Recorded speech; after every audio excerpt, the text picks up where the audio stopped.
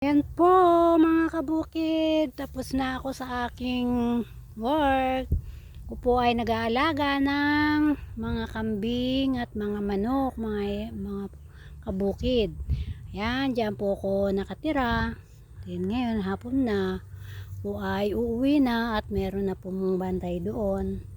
Ayan po, dito ako sa bukid, mga kabukid. Ayan, pauwi na po ako.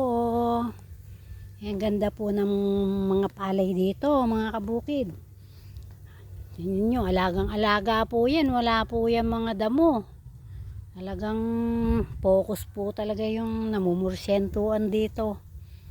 Ayan. Tingnan nyo naman po yung ganda ng mga palay. Pasapaw na po yung iba. Ayan, sumasapaw na po dito. Pero doon po sa gawi doon, ay talagang sapaw na. Meron pong nauna doon sa gawi doon. Talagang medyo magulang na po, siguro aani yun mga March 10, ganon. Kasi magulang na po yung palay.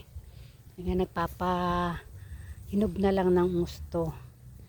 Sige mga kabukid, salamat po sa inyong panonood ng aking video. Sana po ay tangkilikin niyo po ako. Thank you, thank you. Ingat po kayong lahat. Bye bye.